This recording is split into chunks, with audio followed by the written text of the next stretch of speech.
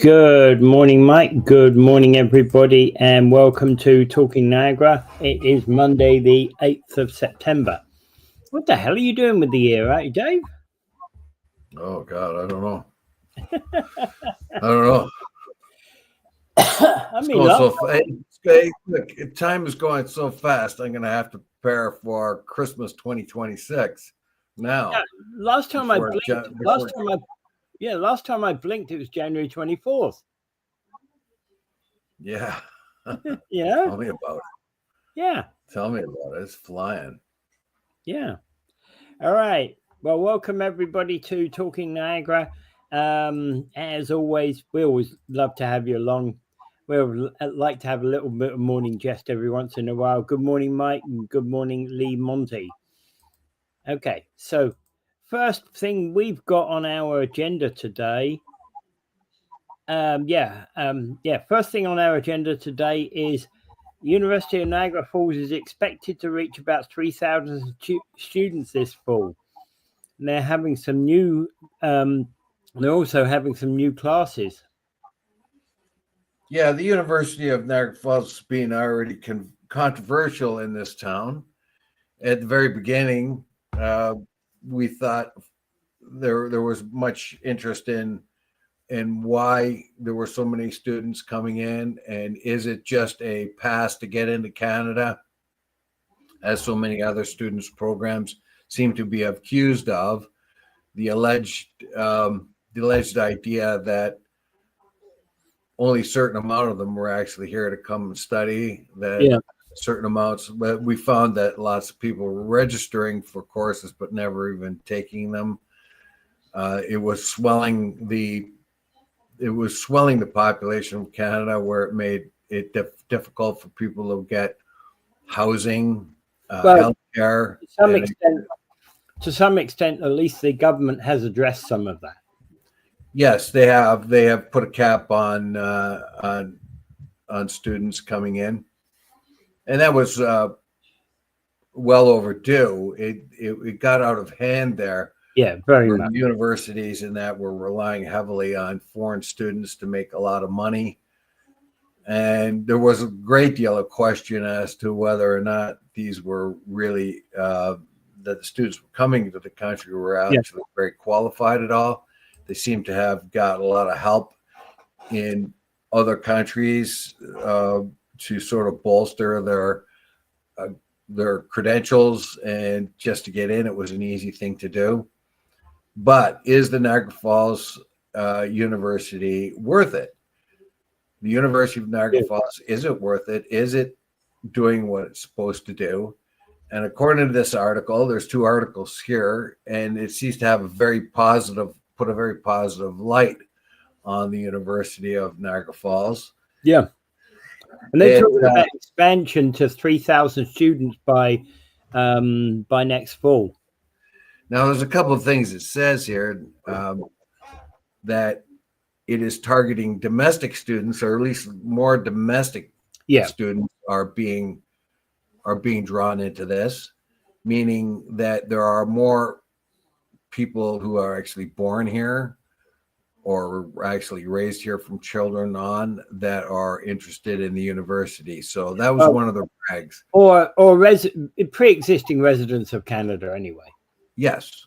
Yeah. So that was one of their brags. And the other thing about it is, to answer Mike's question there, online students or classes, no classes, right? They're prioritizing personalized learning and close faculty-student interaction. There you go.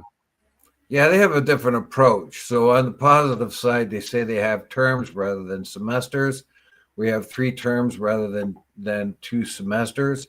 There is a lot of flexibility of when you can start and stop your program. There is flexibility about how many courses you can take per semester.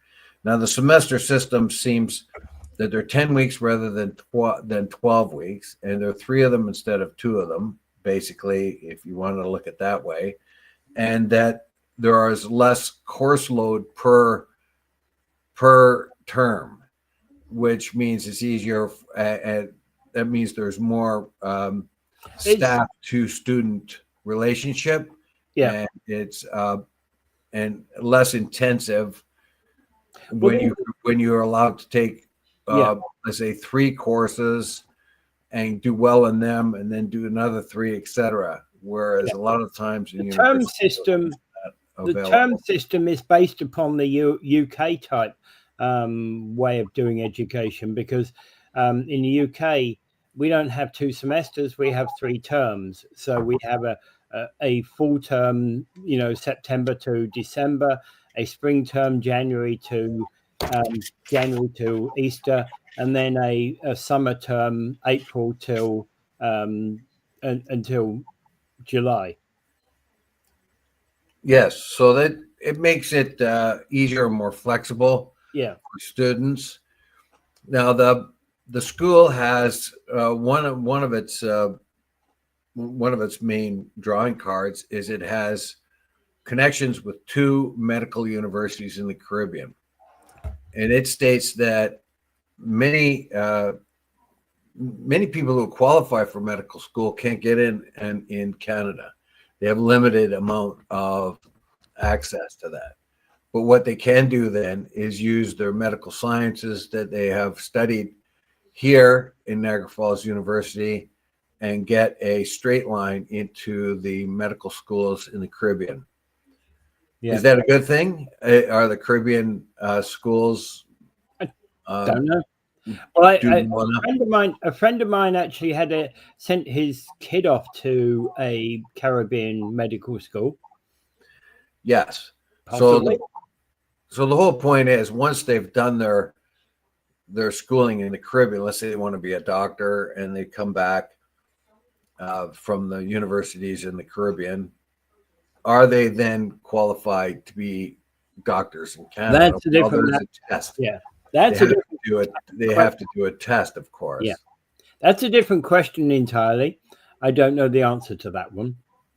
No, but the understanding I have is that they have to speak English or French well. Yes, and they also have to be able to prove their credentials, not only their credentials, but do a test. And those tests have to be done in order to be qualified as a doctor here.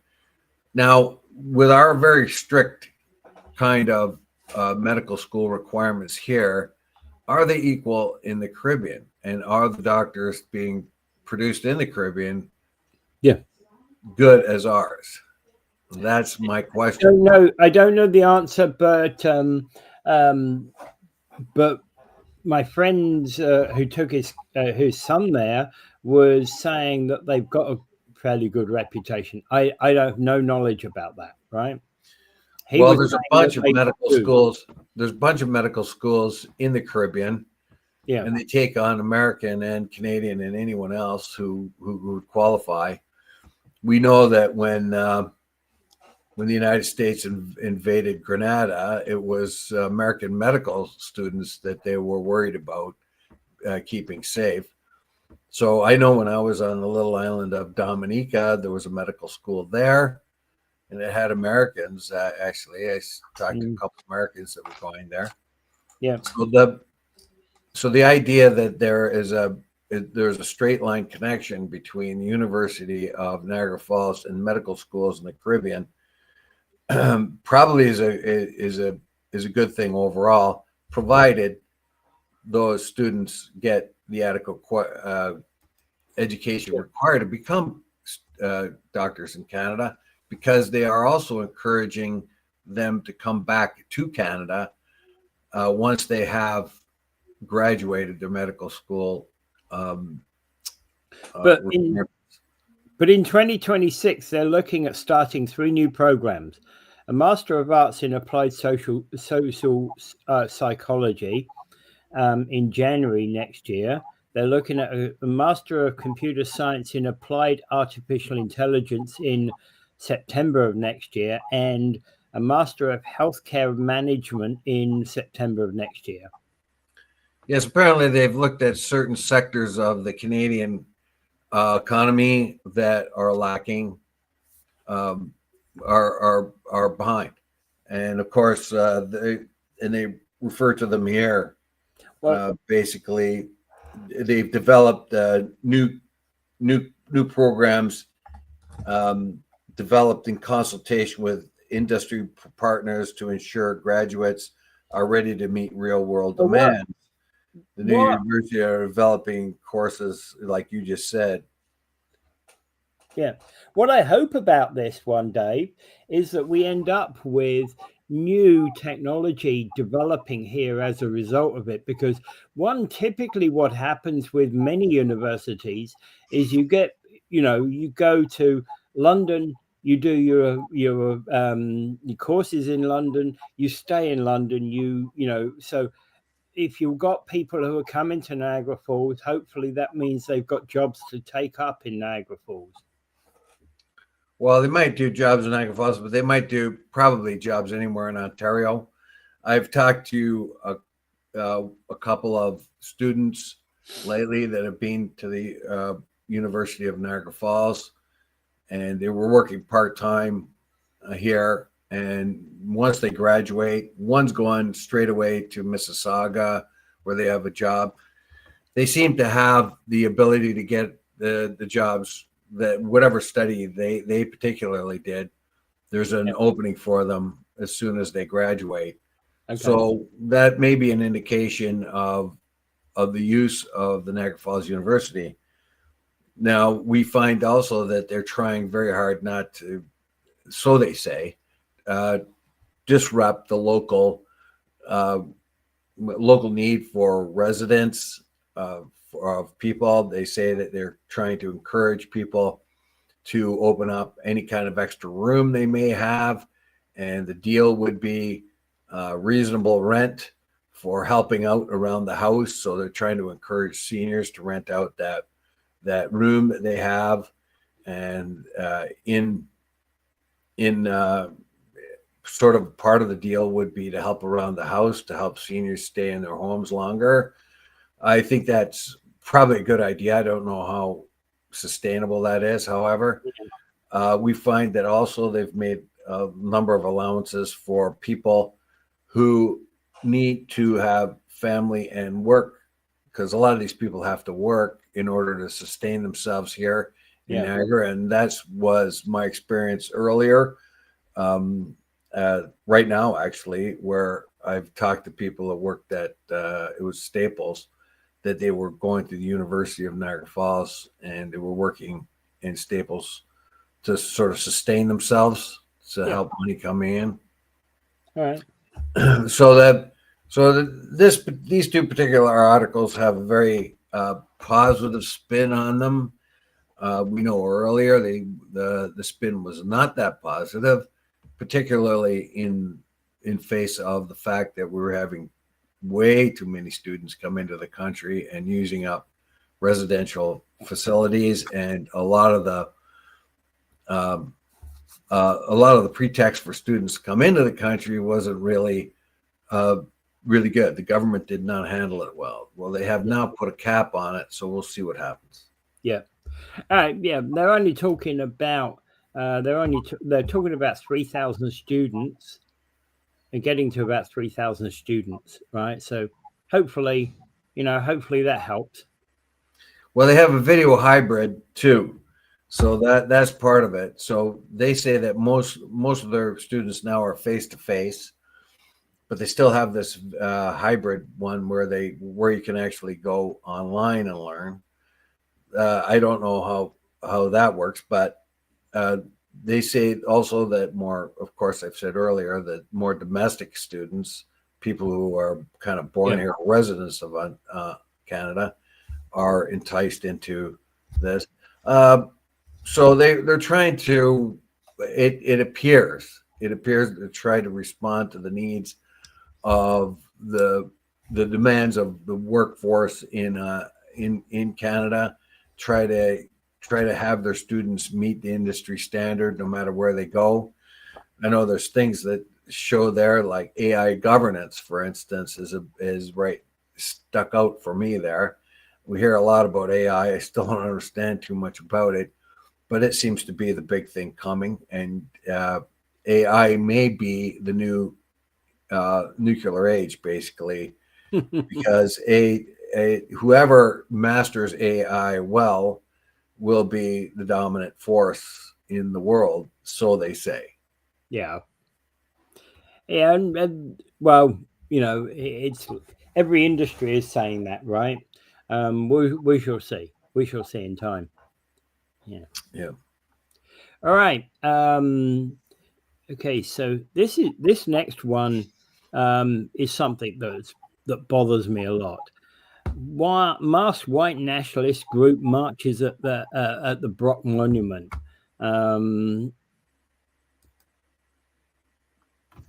so well, and the worst here is I see a headline that states white supremacist march plus body found near Lake Ontario, as if that's kind of linking the two, which I think is bad journalism. Sorry, Niagara Falls Review, but that's bad journalism.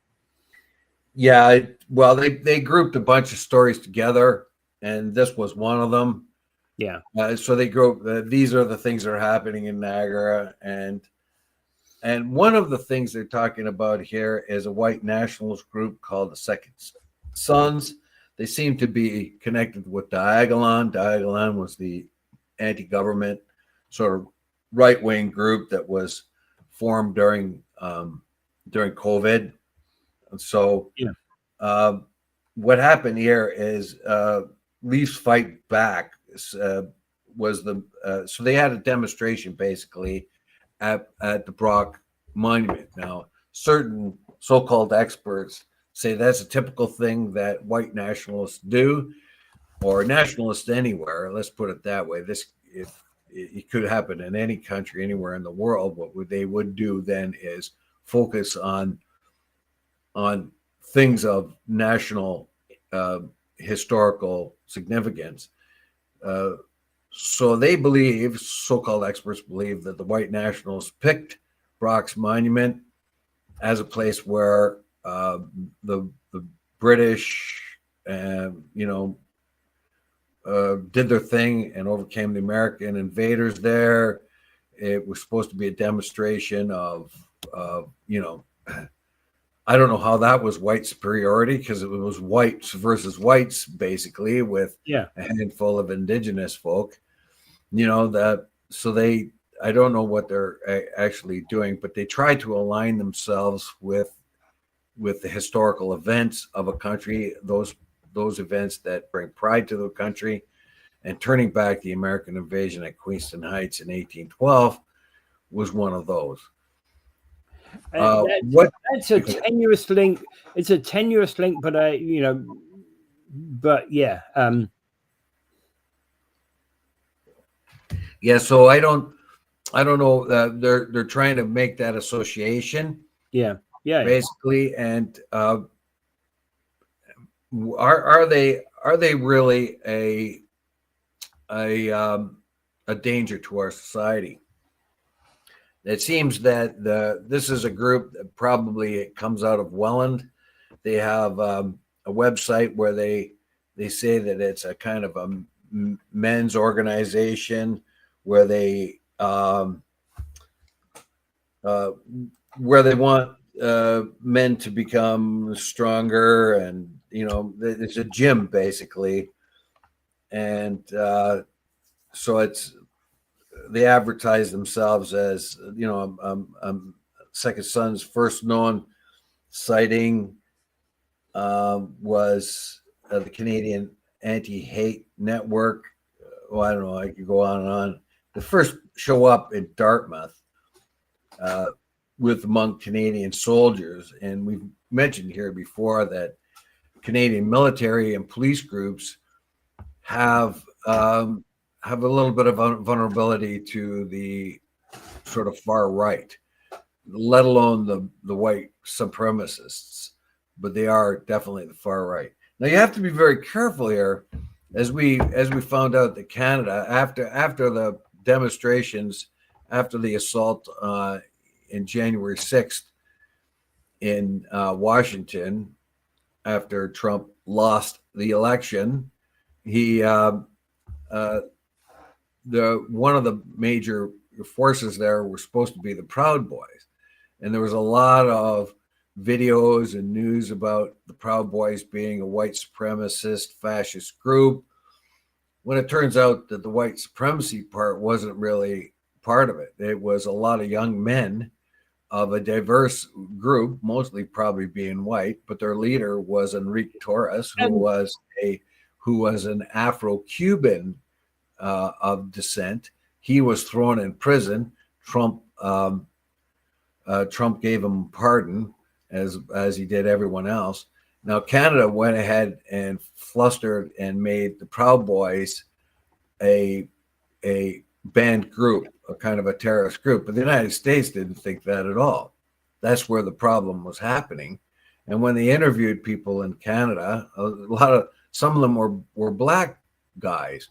So you have to be very careful what you call a white supremacist group. Now, this particular group, I don't know if it's a white supremacist group or it includes other right-wing factions, because the right wing is attractive to all nations. Let's put it away. Yeah. You don't have to be white to be right-wing.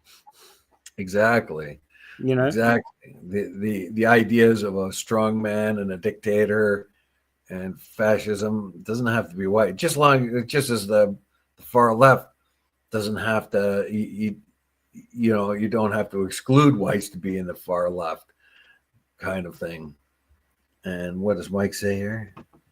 3 women cannot protest against domestic abuse, but 50 white masked men can protest wherever they want, whatever they want. Well, they weren't. They went there. They went. They demonstrated, but by the time the police got there, they were gone. Yeah. So the police couldn't really assess anything they did wrong. Nobody witnessed them doing anything violent, but they were a masked group of guys with sunglasses on, basically trying to shield their identity and giving chants about marched to the monument and gave typical white supremacist type of chants and so on. So that was like, is that illegal? Is a white supremacist move demonstration illegal on its own if they don't do anything bad, if they're not a banned group? As I've said on many occasions, holding a demo, everybody has the right to hold a demonstration, no matter how repugnant you might think that group to be, right? And hey, every group is probably somebody's pet hate. So, but everybody has a right to a march. But this doesn't sound as if it was properly organized at all. No, it does. It is organized. The demonstration was organized. It was a bunch of guys. What I meant by organized wasn't organized and prepped up with the police and things like that. Because to hold a proper demonstration, you would have to actually organize it with the police. Yeah, so they didn't stay long. They went there and they made sure that the police could not respond to them. It seems that might not be part of it, but if the police did show up, they wouldn't have had much to do. I don't think they.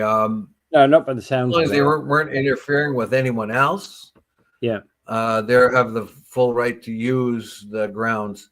However, if they're white supremacists, and it says here in the article that women wearing hijabs there, that may have been offensive or threatening to them.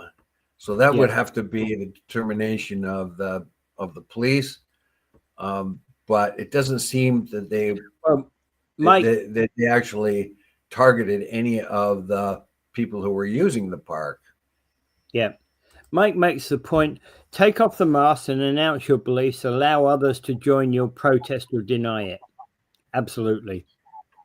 Well, the problem with demonstrators of any ilk, any ilk at all, left, right, middle, whatever, the problem is the blowback you're going to get from people who begin to identify you and then begin to stalk you.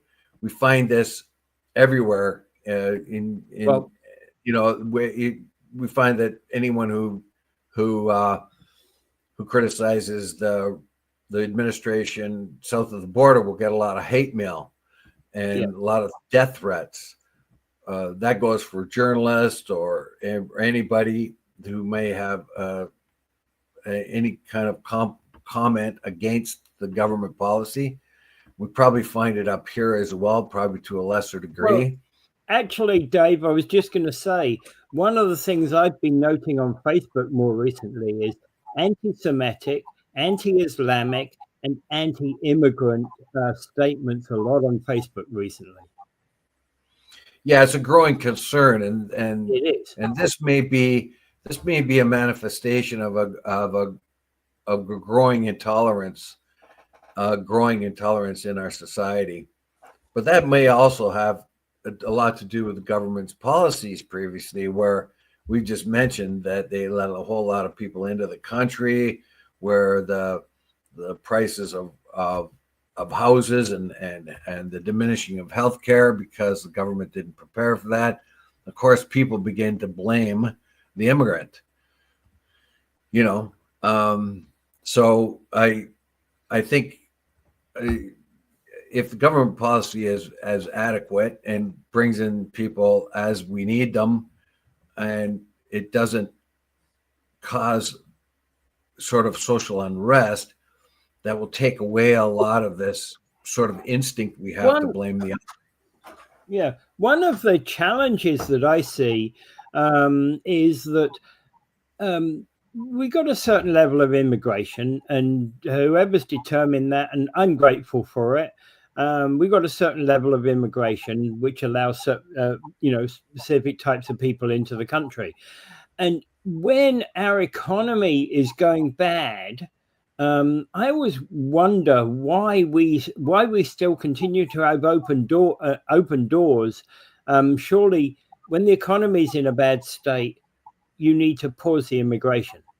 Allow your local people to get jobs first. Well, that's part of it, but also you want to open your immigration to people that will help build your economy. Well, if they engineers, accountants, computer specialists, there's all kinds of those people out there in all different countries. Yeah, we want them. We want their technical abilities, but what we want less of is the Uber drivers. You know what I mean? But then there's the argument that is vastly more in the United States right now, but here as well, that we have this guest worker type of program that lets a lot of foreign workers into the country, and what they do is they eat up a lot of jobs that Canadians would normally have. So they made a mistake there after COVID, bringing so many people in, and those people, of course, don't want to leave. And so now we're left with the idea of trying to gather them up and send them back home. You got all kinds of Uber drivers living in somebody's basement. You know what I mean? And I've heard of whole work crews going into places where they're not really insured or anything else. So those are the kind of things you have to really worry about. But we do still need qualified people. So no matter where in the world they are, if we need them, come over here. And we just saw that in the University of Niagara Falls, claims they're trying to address those needs in their university, so that when they do have people come in and learn this stuff, then they stay here and benefit the economy. So those are the. And here's another important thing that Mike has to say, which is we also need to pause migrant workers program abuse. All right. Yeah. So look, if we have, like, for instance, the farm workers here, they come into the country, they do a lot of work, and they leave. And with them goes the money they earn. So what happens here is we get a break. because our farmers get cheap labor. The laborers that come up here have a job they would not otherwise have had, or made money that they could not have possibly made where they came from. And when they go back to their countries, they take that money with them, and they help the economy of the places they come from. So I think that's kind of a win-win, you know. But the numbers of migrant workers in 2025 are double what they were in 2019. Well, it depends on where they're going. Like we found that we're learning day by day the confirmation that the Liberal government was just completely inefficient with its ability to do anything. We find that Mark Carney, and maybe tomorrow we can talk about that. Mark Carney is trying to shrink the federal government by about 40%.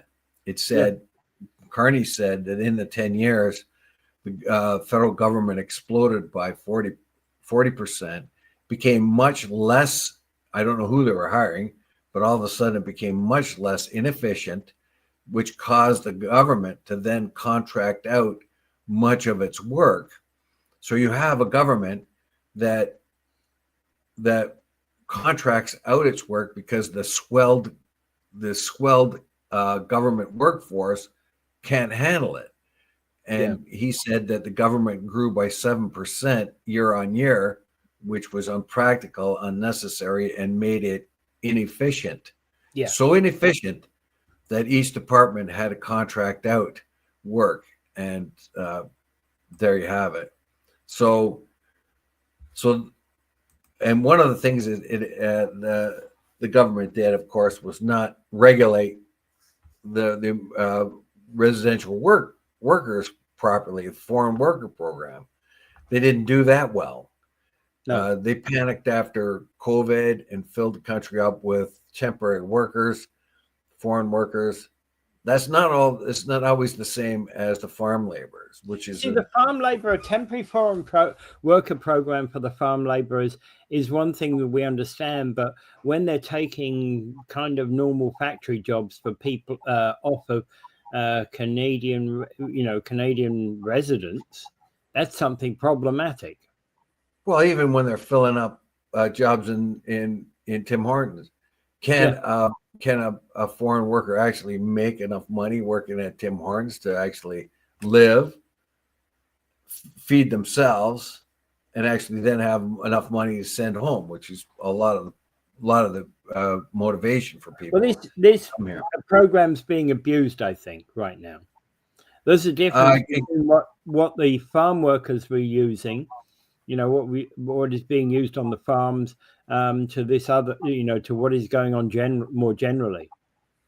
Yeah, well, employers are abusing it, but they find the ability to abuse it through mismanagement of the government. Yeah. If the government did not mismanage this, then the opportunities for abuse would not be there. We need to talk further about over-bloated government, because I think that's been one of the features we've had over the last 10 years, unfortunately. Yeah. So, and we find that it is particularly bad in the United States, who relied heavily on undeclared migrants. So we find that there's a huge amount of hypocrisy there, and that same hypocrisy is showing up here. When you have illegals coming in and doing an enormous amount of your work because they can pay them less, you don't have to give them benefits, you don't have to do anything like that, and the hypocrisy of that is insane. Then you find that your farms and your construction sites are relying on illegal work, because they are unprotected. They don't get benefits. They don't get pension funds. They don't get any of that. Anyway, I got a big picture of myself here. What's going on? I'm just playing. There's a lot of things you can do with this, and I was doing it while I was doing an interview for True Politics. So I was producer on an interview for True Politics, and which means that you can actually highlight the person who's speaking and show them up, allow them to do their speech, whatever, and then now come back to the other person, etc. Right? Well, the one person here on the right side of my screen is way handsomer than the one on the left.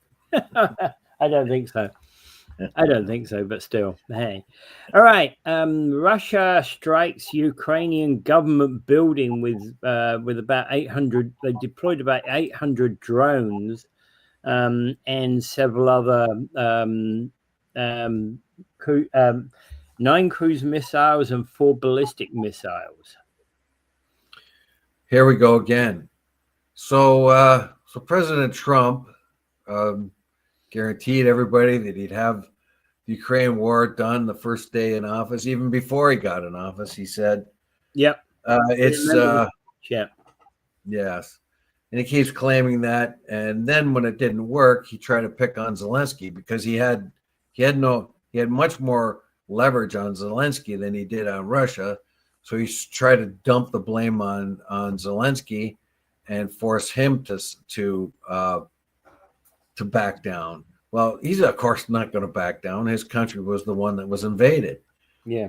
And we find that time and time again, the Russians are playing the U.S. over and over again, particularly Trump, and Trump as being completely impotent here, inability to come to any kind of conclusion on this at all.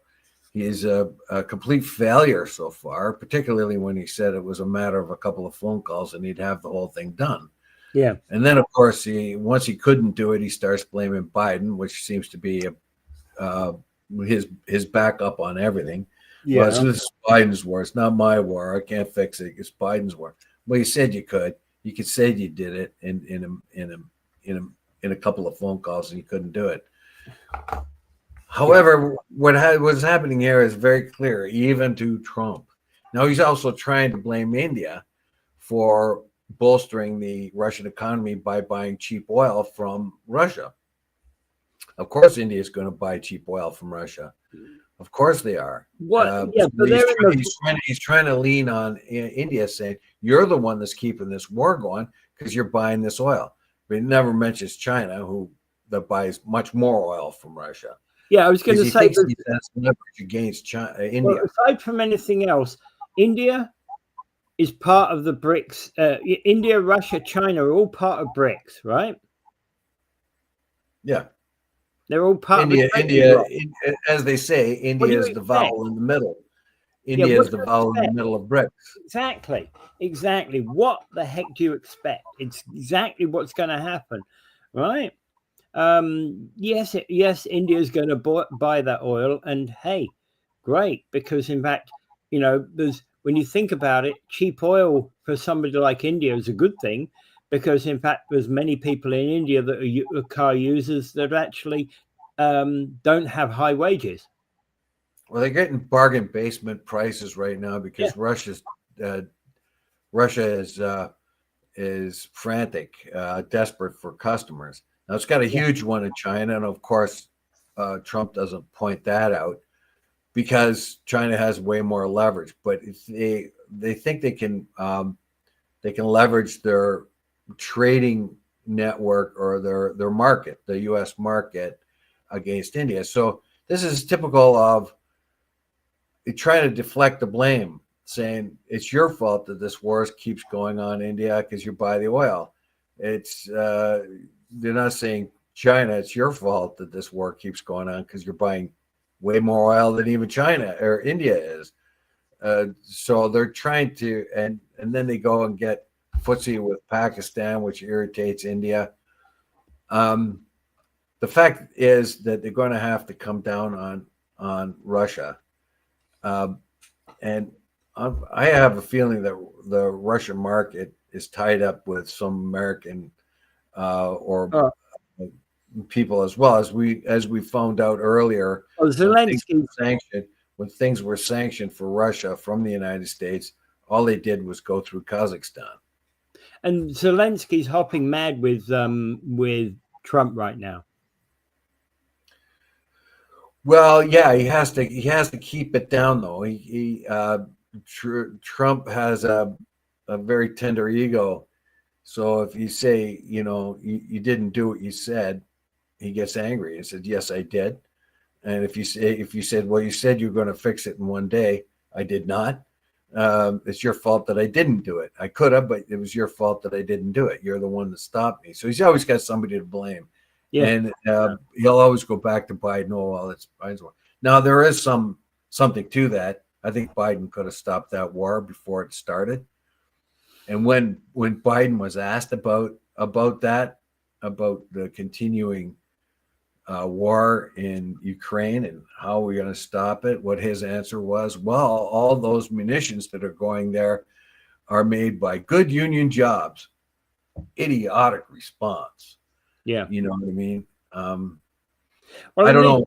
Let's be honest about it. The situation between Russia and Ukraine has, since the independence, since they left the CIS, Ukraine has not, the gap between Ukraine and Russia has been immense. There's been so much friction along that border, and and remember there was a prior war in 2014, wasn't there? Yeah, there was a flare up. Yeah. So look, the issue here is more and more people getting hurt and killed. Yeah. So that whole idea, that continues. The Ukrainians have tried to hit the energy depots, etc., of the Russians. Now, of course, there is only going to be one way in which this ends, if it's going to end positively for the Ukrainians, is a crushing blow to the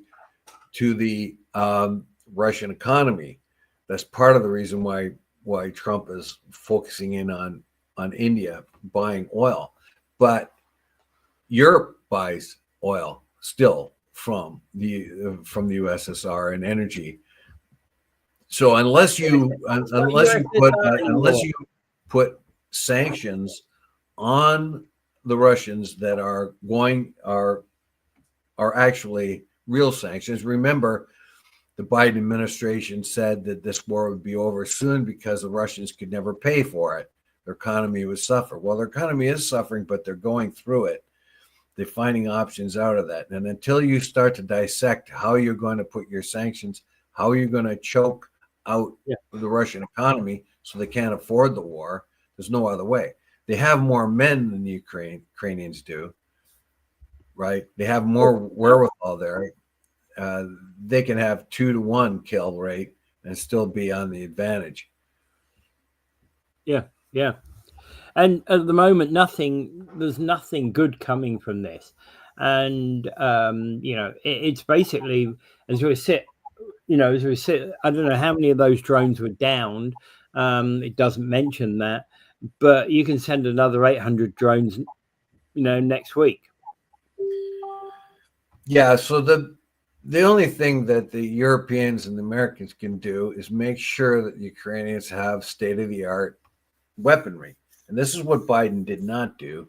He gave them only about half of what they needed, and he restricted their use to only so far into the Russian territory. So he purposely limited the Ukrainian ability to fight back into Mother Russia itself, basically. And now that's all come back to haunt everyone because the gains that the Russians made are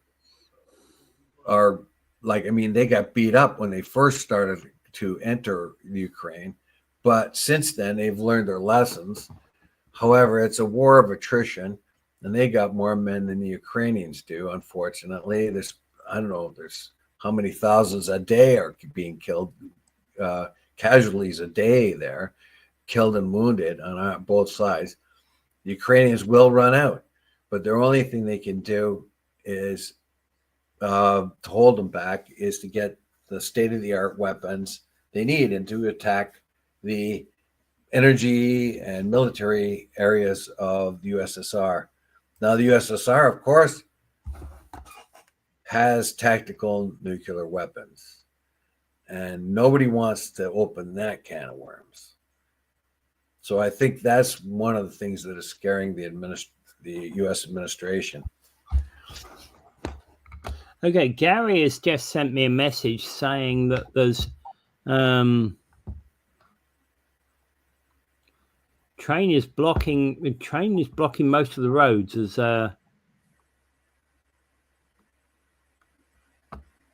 it doesn't tell me where. There's an issue with a train somewhere around the train. Possibly we've got a stopped train somewhere. Okay. All right. So Gary's just sending me a message. I'm not sure where it is, but he says, good idea to mention it. Oh, great. I got to go collect my bingo stuff this way. Oh, God. I got to go to a dentist at 11 o'clock. I got to get all this stuff done real quick, and the train's blocking stuff. So this morning, I'm a little bit more urgent than normal, and the a lousy train's cutting in there. Okay, great. Yeah. I don't know, but okay. So yeah, so that's basically okay. Stanley and Whirlpool basically is where it is. Okay, so it's the north end, right? Okay. So it's stuck at Stanley and Whirlpool. Okay. Stuck at Stanley and Whirlpool. Okay, I see what's happened. There's basically a broken, looks like a broken train. Broken link on the train. Broken link? Oh. You know where they have joined together? Yeah, what, each different car and the engines and so on? Yeah. One's come apart? Well, it looks as if they become unhitched for whatever reason. It's going to be, and Gary's saying it's going to be hours. Oh boy. I go up that way, but I won't be in, I go straight down Whirlpool and along, so I'll miss the bulk of it anyway, I suspect.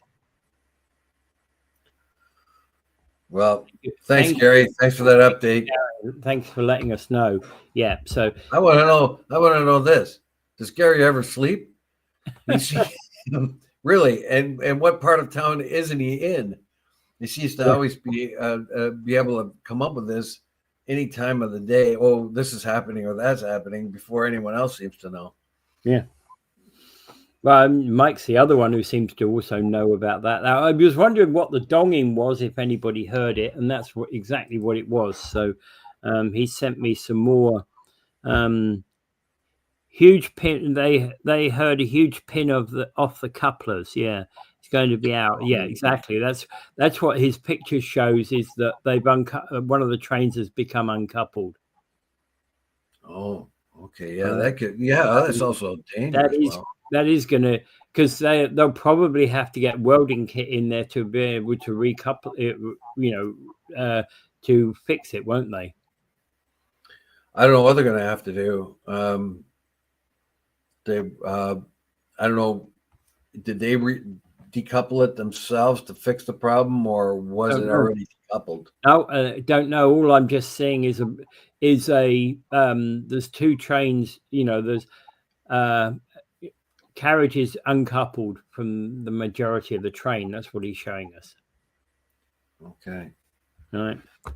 Okay. Well, thank you, Gary. There you go. Heard it first on Talking Niagara. All right. Moving on. Niagara police officers were injured during multiple attempts to arrest a suspected impaired driver. Yeah, this is a road rage at its ultimate. Yeah. A guy in what was it? A gray Chrysler van, was it? Yeah, this is in Fort Erie. No, sorry, Welland. St. Catharines. Sorry, it was in St. Catharines. In Effingham Street and Sumbler Road.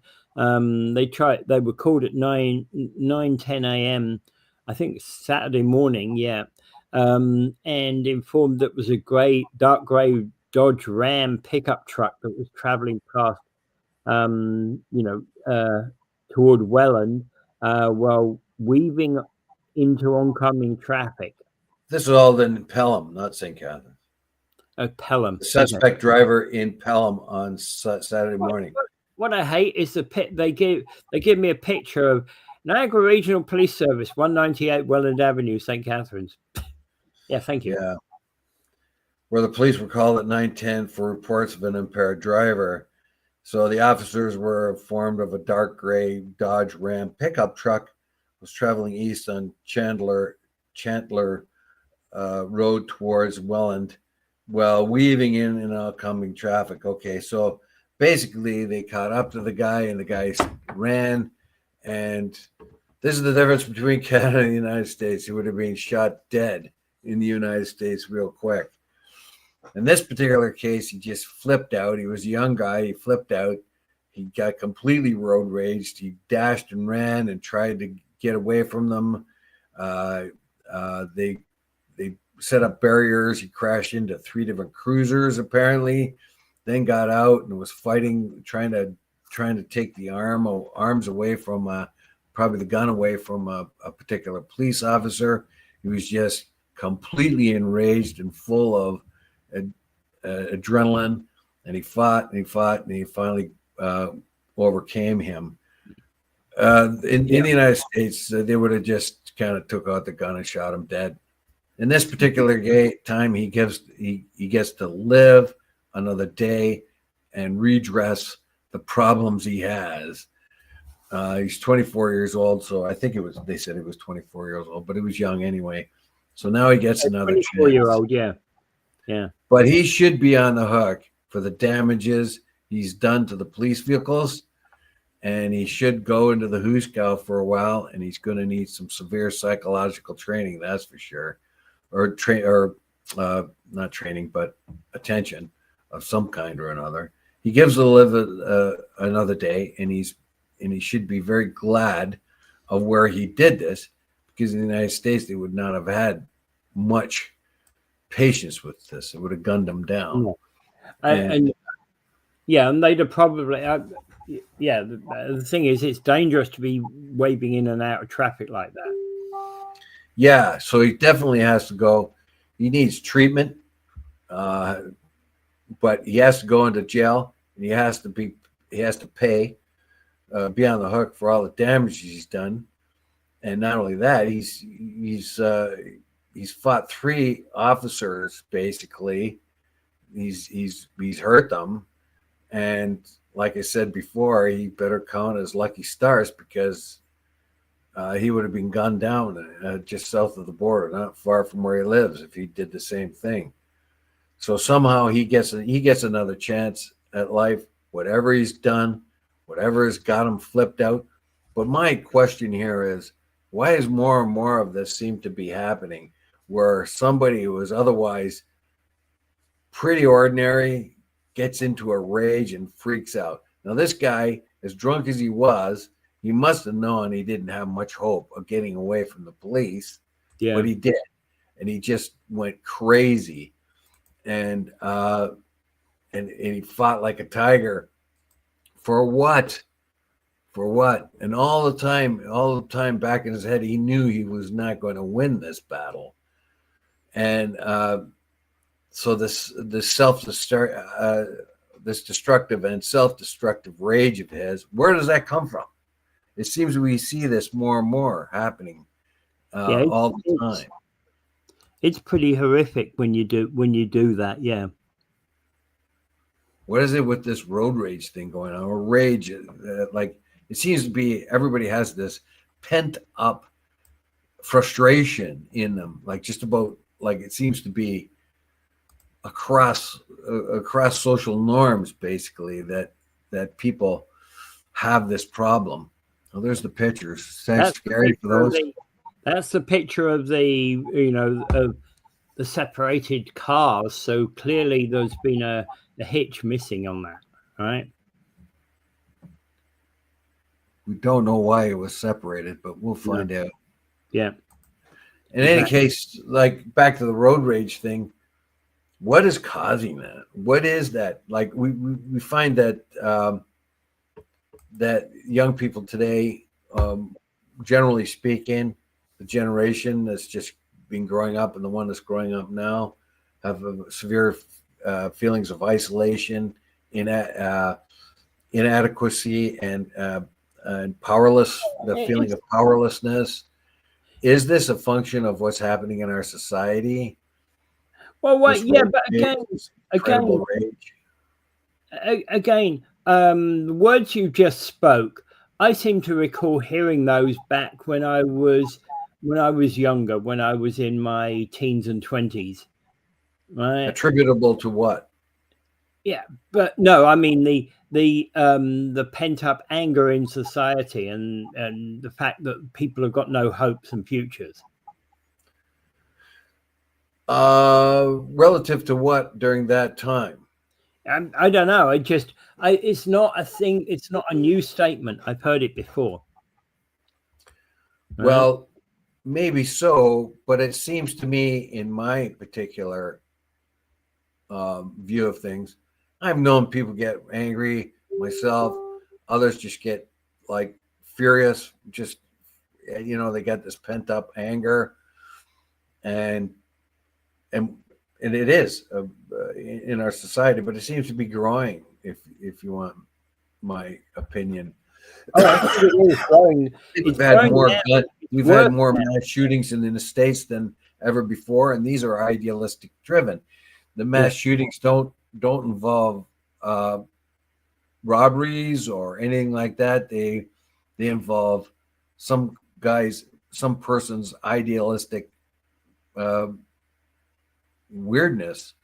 They go around and start killing children at schools. Why is that a target? Why are mass shooters targeting schools, little kids? You would think they would go after politicians. You would think they would go after the military or anything else they think is subverting them or putting pressure on them, but they go after children. What is that? Or somebody walks into the NFL office and starts shooting people there because they don't agree with how the NFL works. It's just, where is this pent up rage coming from? Mm-hmm. Yeah. You have to wonder, don't you? Yeah. Like there's been more mass shootings and mass murders, even with cars and trucks. We've seen that even in Europe, where people are mowing down people with cars because they can't get guns, ostensibly. It's happened here. When somebody can't get a gun to shoot somebody up, they use a car. So that rage is still there. What is that? What is that rage? Why does it boil over into mass murder or killing? Particularly when you do know that the people you're killing have nothing to do with it. Yeah. Know, they have nothing to do with the sorry state of your mind and the rage you have. You just are striking out at anyone. Someone's going to pay. Someone's going to pay. And it happens, like that guy that went to Tops Market. Someone's got to pay for the replacement theory, right? And he goes to the wrong place. He goes to Buffalo and shoots up a lot of black people because he wants to defend the replacement theory ideology. He's enraged, but he doesn't even get it right, because the black population is declining at the same rate as the white population in the United States. So he doesn't even pick the right ethnic group. If he did what he thought he should be doing, his insane idea, then he would have been shooting down Hispanics mostly. They're the ones that are raising more people. They're the ones that are migrating more into the United States. Not to give anybody suggestions here or anything like that, but no, I get you. I understand what you're saying. It's just pure rage, and they got to make somebody pay. It's like when the United States went to war with Iraq after 9/11. Iraq had nothing to do with the bombing the Al Qaeda, but somebody had to pay, and the U.S. People got enraged, and they were going to go after somebody. and it seemed it didn't matter who it was, but someone had to pay, even the wrong people. So they bombed the crap out of the Iraqis, and all these Iraqi civilians died and injured and threw the whole society upside down. Yeah, they got Saddam Hussein all right, but he's not the guy that bombed the towers. Yeah, exactly. All right. Anyway, I think we can call it quits at that point. We do have one more comment. Fred blog. Okay, Department of War pointless window dressing. Oh, that's stupid. It's like changing the Gulf of Mexico into the Gulf of America. Pointless. They want to say that's against American ideology anyway. The Department of Defense was to defend America. Right now, it's the Department of War. In other words, we're going to go to war. Yeah. Trump has got to go. He's got to go quickly. Watch out, Trump. J.D. Vance is in the wings. I don't know that he's any better, but still. And just before I go, of course, I'm going to mention Gaza.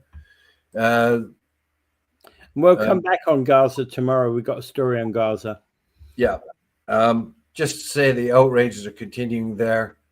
Months ago, the Americans said that the Gaza is unlivable. Nobody can live there anymore because of the destruction. Well, that destruction has multiplied over that time, and they're knocking down everything possible to make it unbelievably unlivable. So they're going to, anyway, if a lightning strikes Netanyahu tomorrow, it'd be a good thing. Anyway, without further ado, I bid you to, I'd rather the Israelis get rid of them, to tell you the truth. But that doesn't look like it's going to happen too soon. Yeah. Bye.